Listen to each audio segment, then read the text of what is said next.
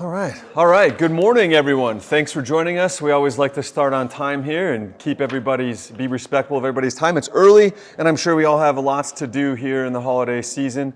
I imagine everybody is staying on Santa's nice list. I know I've been there all year as we close in on the Christmas holiday.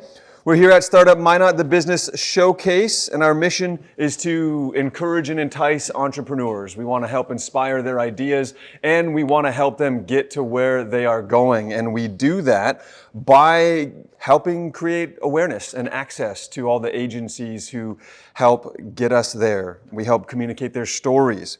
Our vision is to build the ecosystem that will give us an entrepreneur-run, broad community effort that meets the needs of those who have an idea for their company, a business to run, or just a problem to overcome. We hold these networking events with amazing guest speakers so we can all learn from other entrepreneurs, from other startups, both new and experienced. Some people in their first endeavor, some people in their 19th, like our guest today. We'll have more about that later.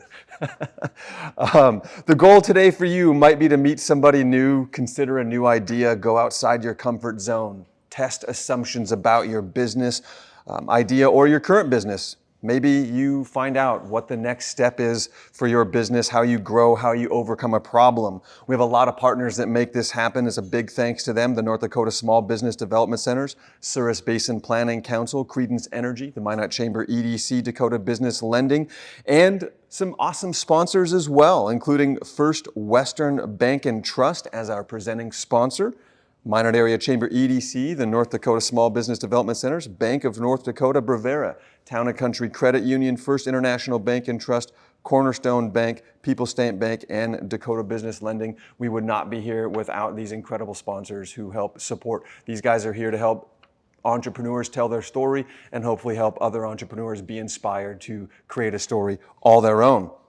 We are excited to have our guest this morning, the one and only Jessica Ackerman. Let's give a warm Startup Minot welcome to the Executive Director of Local Motives.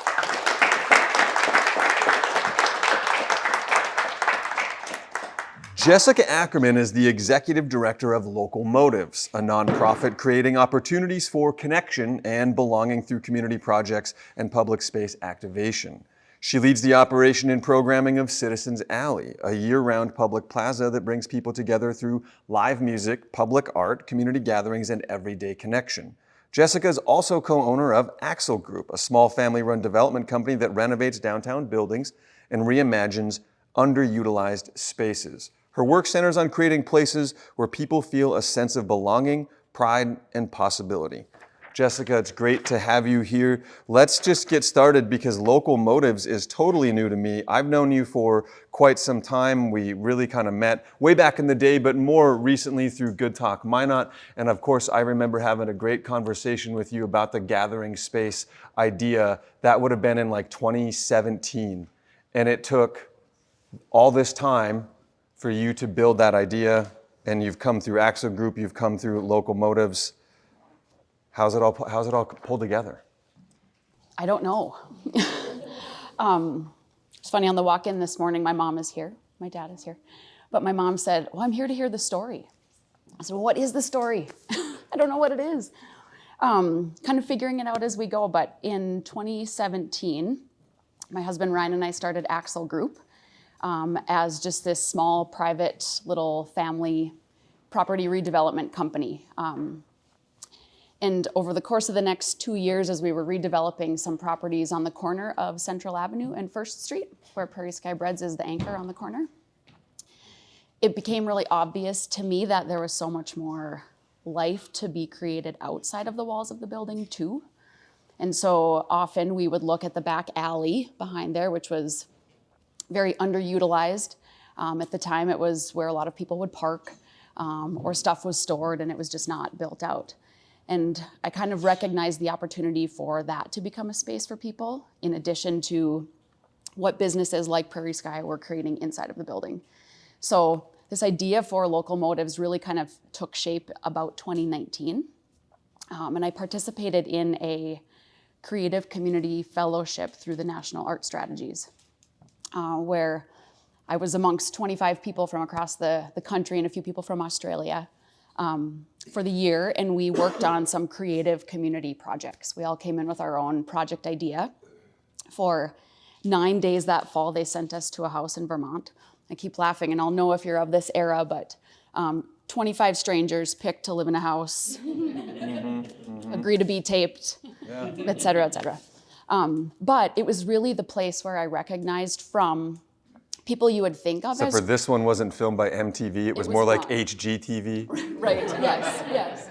But it was a place where I was amongst people who you would think of as artists, like playwrights, the poet laureate for Maryland, somebody who had produced the San Francisco Film Festival. And they helped me recognize that there's a place in community organizing. And so from there, we just started taking on individual little projects until 2024, when we officially became a 501c3. I'm very curious how you found yourself in that group, in that class out in Oregon. How does somebody get into something like that? Because that almost sounds like it was a major catalyst for you, for what you had going on, and to be among those people. It was. I think for me, when I talk about community development work, it seems a little woo-woo. A lot of people don't seem to understand why you would, that people are the center of an idea, not economic development maybe in the sense of why we often come here, but it's about building places for people and creating quality of life in the place where you live through a variety of means. And so I was seeking out opportunities like that to learn from others. And this came across my radar. And what was great in the application process was them validating that maybe we're in an area that's a little bit remote from people who talk that language. So to be part of a group of people who all speak that and are cheering each other on was really great. So I think it was rather happenstance. But it was really such a pivotal moment in this whole process. But was it like a Google search where you just found this, or like for somebody who has an idea and wants to find themselves among others where they can share that seems incredible. Like, I've never heard of something like that, and here we've got one of our own like Minot legends getting up in there, and I think that's really cool. Well, thank you. I'm not sure I'm a legend. On most days, I say to people that I'm around, "What are we doing?" We don't know. We're just going day by day. But I always just pay attention. I think it's no idea that we've had has been completely new and unique. So I'm always paying attention to what's working in other places and then trying to figure out how to make that possible here, whether it's through something with building development or a community art project. I think there are good ideas happening other places, and I don't want to live there and move there and be part of what they've got going on. My wheels just always turn, and then I want to figure out how to bring it back home. Yeah, that's something I've heard from you, again, from back when we first met. You spent a lot of time out of Minot, living out of North Dakota, and you kind of did the boomerang and realized that many of these incredible experiences that you saw and had in other places that you live, you wanted to bring here. You are clearly somebody with vision. Where do you think that vision comes from? Where does the vision start from you? Is that something you got from your parents, or has it always been there for you? Were you the DECA kid in high school? No, I was the FFA kid in high school. Okay. Where there can be a lot of dreams too. But I was raised by parents who were involved in the community, whether it was my dad as a volunteer fireman or my mom having a music club in our living room. There were just always ways that they were immersing themselves in community efforts. So that just became kind of a way of life for us. I think when I went to NDSU and then moved back to Minot eventually as a young professional, I just took every opportunity I could to get involved in community organizations or campus activities or leadership opportunities, and just always found value in those networks of people. Get really energized with others' positive energy for something, and so it's rather contagious, and I guess that's just something I'm interested in. For someone who wants that but isn't sure where to start, how would you encourage someone to get involved? Well, this is a good start. Coming to things like this and meeting people around you. I have been a part of a lot of different committees and boards in Minot as a professional. Everything from those initial conversations about the Discovery Center and what that might be, and just willing to kind of hang in there through all of the growth and changes that they had, to being on the Minot Area Community Foundation board, and just really learning about the needs in the community and how we can chip in and help out. That's fantastic. Now, Axel Group, the gathering space, the alley, it all felt very snowball rolling downhill. This didn't happen overnight. As you mentioned, of course, you had Prairie Sky Breads, and that's kind of the anchor that really helps. It's the glue, it seems, that's holding it all together and allowed you to kind of build and develop it. When you knew you wanted to do Citizens Alley, I know, of course, there was initially some hope that we would get a gathering space through the community, and you shared that vision and that hope. And when it didn't happen, you still wanted it. And here we are. I mean, it's incredible. What was your first step toward, okay, the city's not going to help us, and look, there's even some people out there that may not want this, but I think there's a lot of people who do, and you steered that ship forward. What did that look like for you? How did you take these steps to create this space? Well, it was maybe rather gutsy, to kind of go on a little bit of a roadshow around service groups or community organizations. At the time of the discussion for the city's gathering places, we had an idea, and we were willing to put it out there as a good idea, something that was possible and achievable, and really tried to talk about how it could happen with the involvement of other community partners. And this is really bigger than what a gathering place could look like just on paper. So just kind of took it around the community and shared the idea and was willing to put ourselves out there. That did come with some backlash. It did come with some people who didn't want it and made that apparent. Mm-hmm. And that was okay in hindsight. It made my skin a little bit thicker. I did have somebody during that process who said, make sure your skin doesn't become so thick that you can't feel the good things. It's great advice. It's very great advice. Yes. And I still see him around now. He's still an ardent supporter of the things we're doing. And he still reminds me to make sure we're feeling it, and he'll point out some of the good things. But I think it's just about, if you've got a great idea, about being willing to share it and finding the people, a lot of you are here, who are in your court and who are supporting you or cheering you on, and just find them and stick with them and kind of let the others just come along and see it for themselves later. Was there a very particular moment in which you knew this is possible? Like this, because I don't know who remembers what that alley looked like? Like that was, in my day in high school, that's where all the naughty kids went to smoke cigarettes. It was kind of, people might pass out back there. This was not a place that looked welcoming like it is now. So was there that moment you knew, like, wow, we can do this? Let's try it. Let's get our feet wet. I think I saw it from the beginning, which might make me a little wild in my head, but I saw it was possible. What really, I think, helped prove it was in the fall of 2018, we held an event called Gathering 1.0, and some of you were there. But it was one night in September where we invited people to come down to that block and kind of envision what it could become. So we programmed it with the kind of things that you see now in Citizens Alley. There was live music, there was a market, there were artists creating art in front of people. There were local brews, there was local food and food trucks. There were all of these things one night, and then boards asking for people's feedback. What would you like to see here? Or what do you envision in this space? And we just put on kind of a pilot event. There were 1,000 people that came. And there were about a dozen community organizations who were part of making that night happen. Probably about 50 volunteers.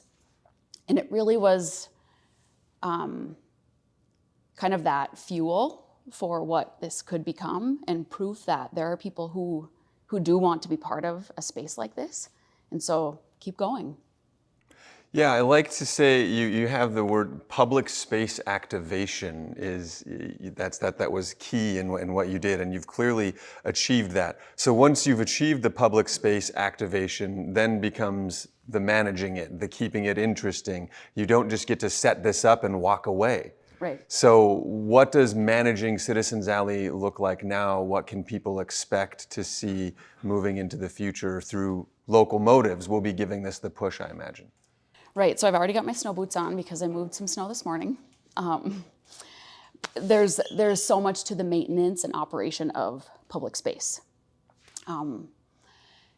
So Are you hiring? What's going on? we have a great volunteer sign up on citizensalley.com.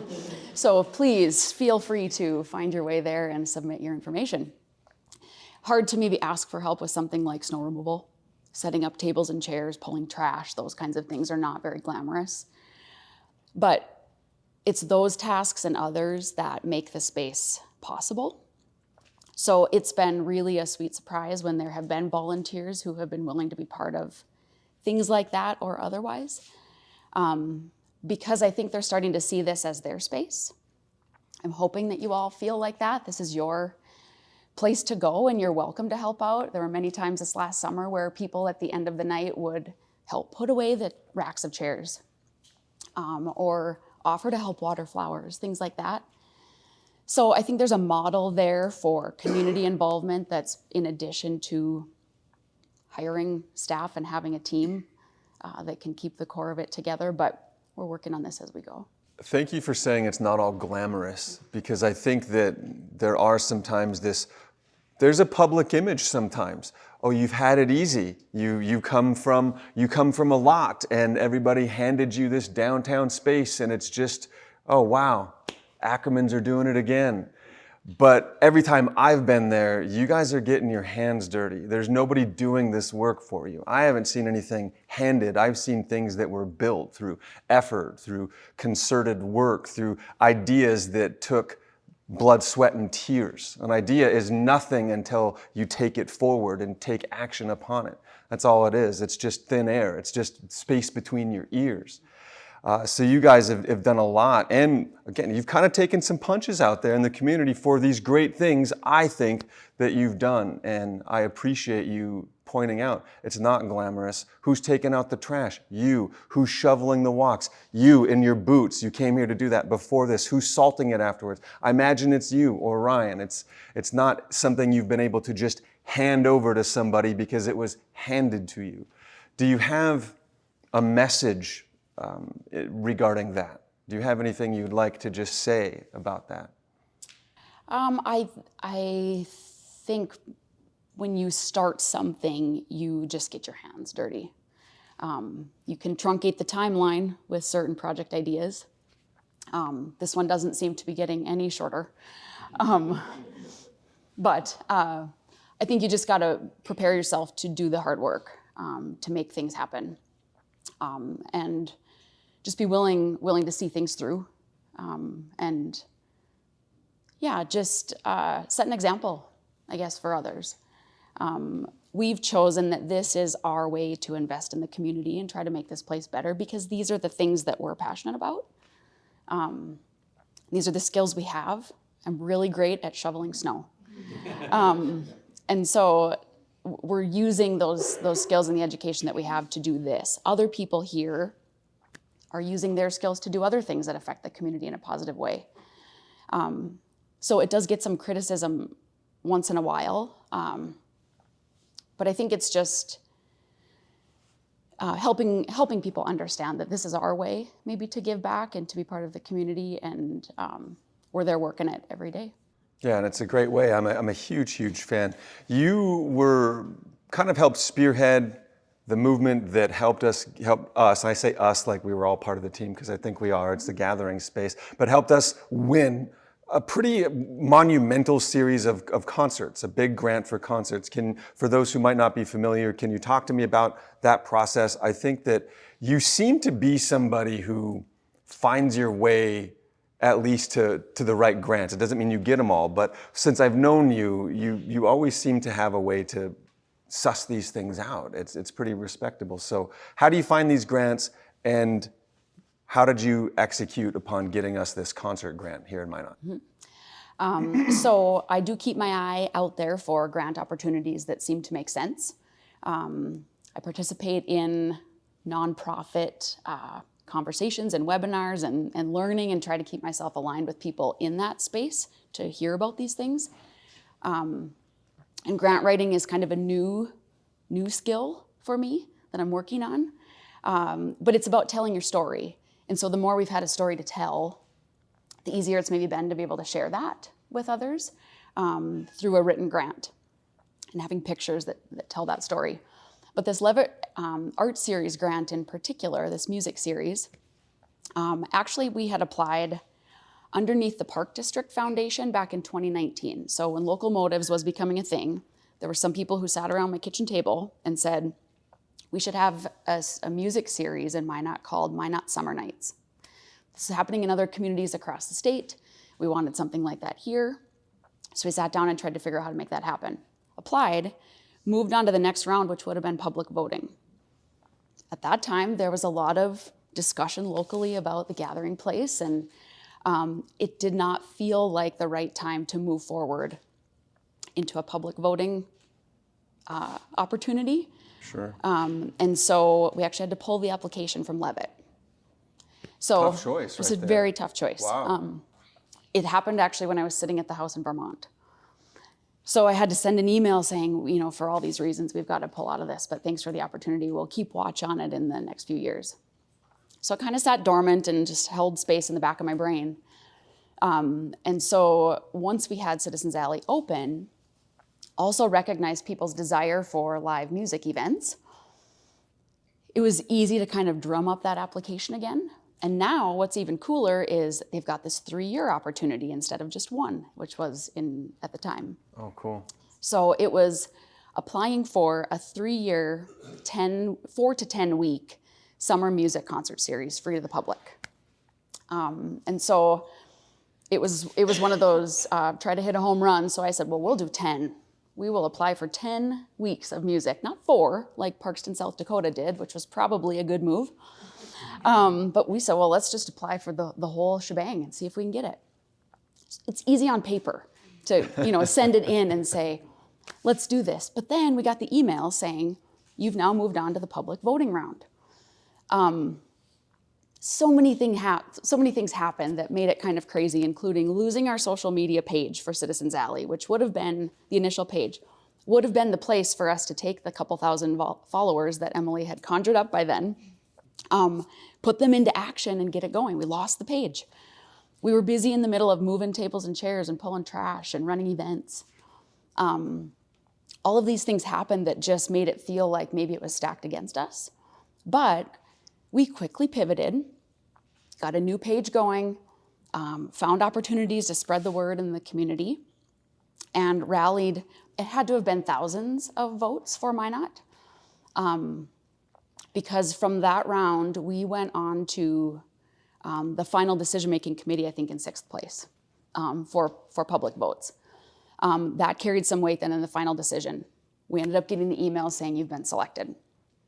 Kind of a short story, but so in February, they're sending a few of us to Levitt Boot Camp, where we're kind of going to learn about their expectations in putting on a summer music series in our community with the flavor of Minot.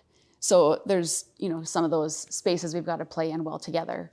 But this is going to be a huge opportunity.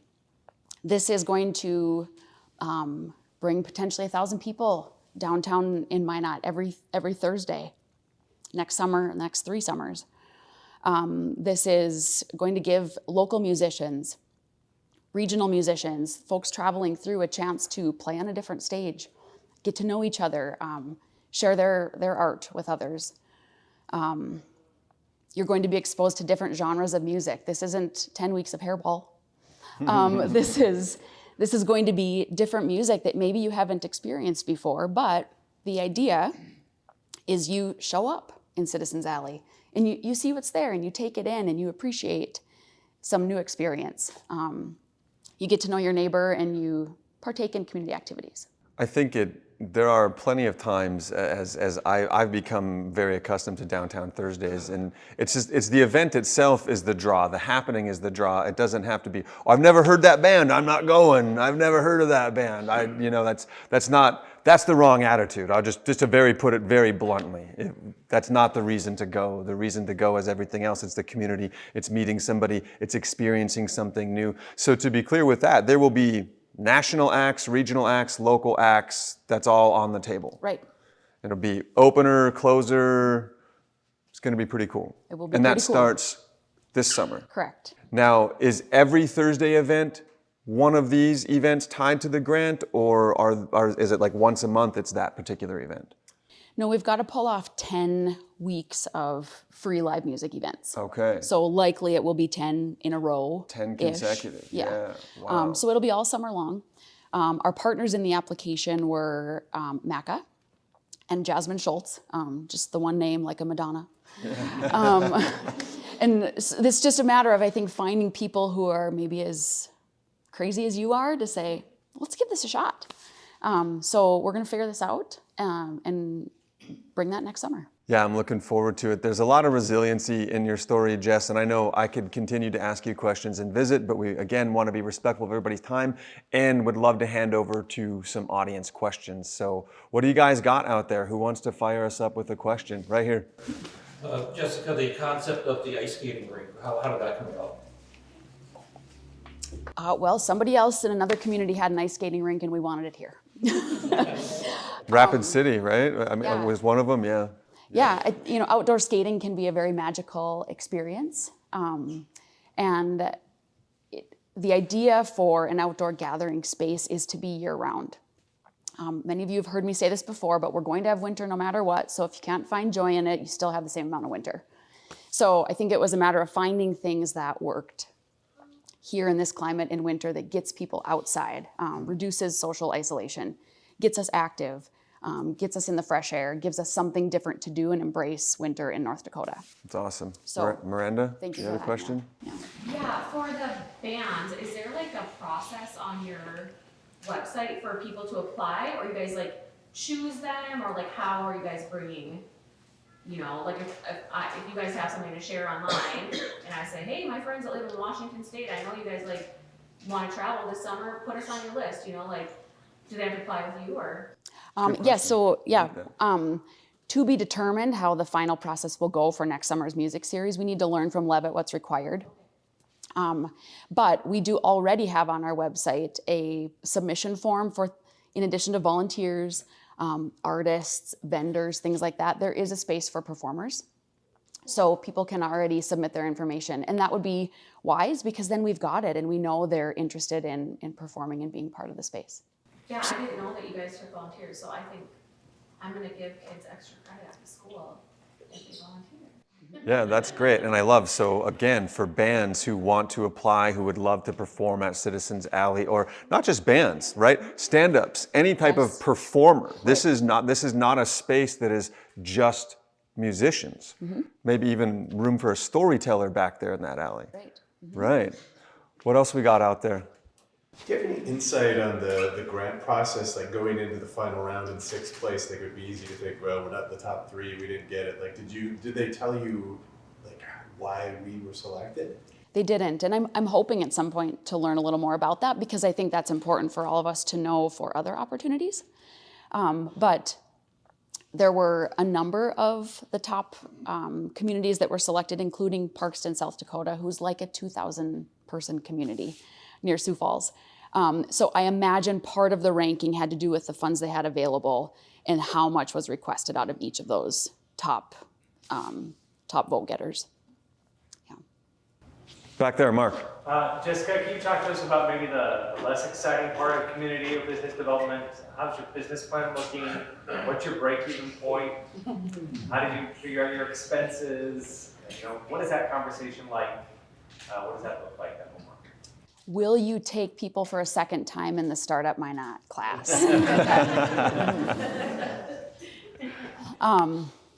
I've been part of starting businesses before, but with local motives really becoming a larger operating organization of a space. And I should add that perhaps Local Motives isn't just operating this space forever, and it has greater visions than just this. But I knew the basics, but it was really important for me to commit to the Startup Minot class so that every week I went and worked the program. So there was value in participating in that. Mark has great questions about the actual plan. The business plan that I walked out of that class with is kind of on the shelf for now, because as most of you know who have started something, it changes as you go. You've got to have a dynamic plan to be able to work with it. So working on it, building it as we go, there are realities that are setting in that are making certain responsibilities come to the forefront. But continuing to work on it is maybe the best answer. And what advice then would you give to someone else, whether it's a community project, whether it's a business project, what advice would you give them when it comes to that business plan? Oh, there's probably a lot of advice to be given, but I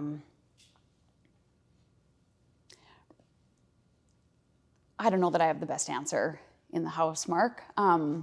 But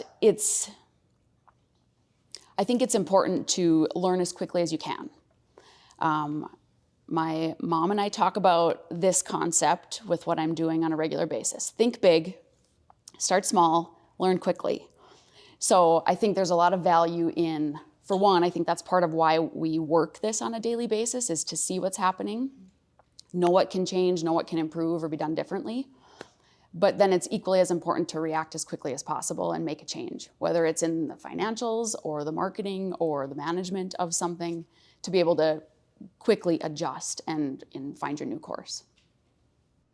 Think big, start small, and act quickly. Learn quickly. Learn maybe, quickly, yeah. learn quickly, and be adaptable. It sounds like you certainly need a lot of adaptability with what you've got going on there. Who else has got a question for us in the audience? Sure, right here. Hi, Jess. Hey. How do you, or where did you find any motivation, or when things got tough and maybe it wasn't going the way you planned, maybe especially early on, it could have easily crushed your idea, where did you pull from to try to continue going and find that motivation to keep going?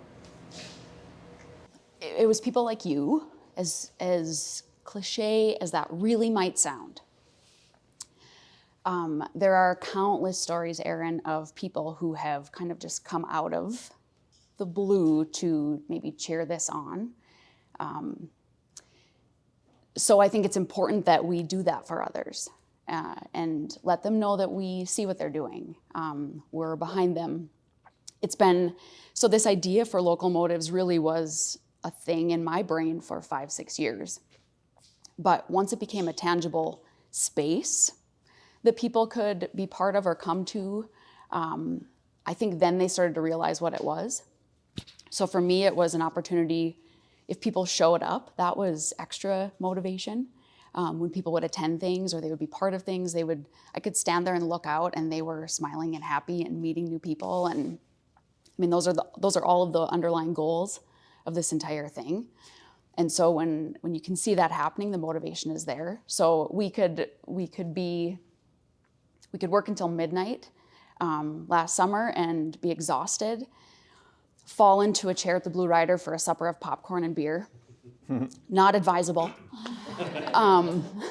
But just absolute exhaustion, but yet get back up the next day and do it all over again because people wanted to be there. So there's motivation in that. There's a lot of motivation in that. And I think so often people ask for advice or what advice would you give? And the unspoken advice that I hear there and that I would want to give quite clearly spoken is that the power of belief is very strong. And the advice I would have is show someone you believe in them. Jess had a lot of people show her they believed in her. It's why she's here. She believed in herself too, clearly, but the power of belief from others kept her battery full. That's a big deal. It's a big deal. So what can you do? You can show people you believe in them, especially those that have an idea. Who else has got a question? I don't really have a question, but just more like a comment. Maybe something that wasn't like something on your radar when you started this, but I live downtown and I have 2 small kids. and just like a regular Tuesday afternoon, it is so awesome to have a place to take my kids instead of dragging them to the park so far away. You know, they're little, they don't want to go all the way to Roosevelt, that's where they want to walk. And I don't want to like put them in the car and take them somewhere, and there's anywhere really downtown for them to play that's not like, oh my God, they're gonna get hit by a car. So I love what you guys have done, and maybe not something that you realize, but it really creates more of like a livable community downtown. Thank you, and that's why it works. And that comes back to your comment about public space activation. So in the 3 months of summer that we had things going on, there were about 27 events. That was wild. But there were about 78 to 80 event or activated days out of the 90 or so, because there were things that you could just come and take in on any given day, whether it was pop jet fountains or pickleball or sit and have a coffee meeting at a table or play checkers or chess. So having space like that where you can just come and go as you please or stumble upon what might be happening, there's a design and a purpose for that. The days that we didn't have something, it was rain or wind, but just about every day it was activating an under-activated space downtown. Yeah. So thank you for coming. It was a lot more fun to hang out there than it was with people smoking cigarettes. Did you think that at the time, though? Anyone else with a question from our audience today? I have a question for you, Jess. First of all, thanks for the impact you're making on my life. So you kind of hinted that you have bigger visions yet for local motives. Are those confidential, or can you share some of what you're thinking? That was going to be my last question. Looks like we're getting ready to wrap. They're not confidential. Some of them might sound crazy if you really get me going. But I think there are... Where do I put the quarters in? I know. I've been told I'm a dream a day. It's dangerous to have a brainstorm with me. But there are countless opportunities for events or art projects or community spaces, whatever it is here in this place. So the idea for Local Motives is that it continues to be an organization that can foster projects or ideas that make this place better, continually better. So when we can get beyond the scenic route of Citizens Alley and kind of get back to those bigger ideas, I think there's space for a lot of the project ideas or event ideas that you all have to find a home in Local Motives, because at that point, maybe we have built a bit of a leadership structure that helps foster an idea forward. Maybe we have a deep volunteer base of people who just want to be part of community goodness and they want to jump onto that next project idea. So that's the hope, is that this can continue to grow and become one of those engines that continues to make this a good place. Okay, but what was one of the crazy ideas? Oh, Carl, which one do I even dare say out loud?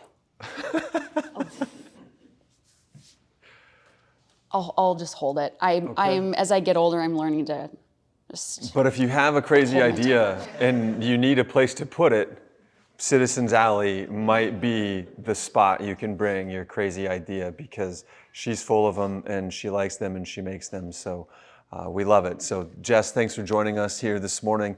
Everybody, Startup Minot is, of course, the second Thursday of every month. So be a friend, tell someone you believe in them. All right? And come back for our guest next month and bring a friend with you. Thanks, Jess.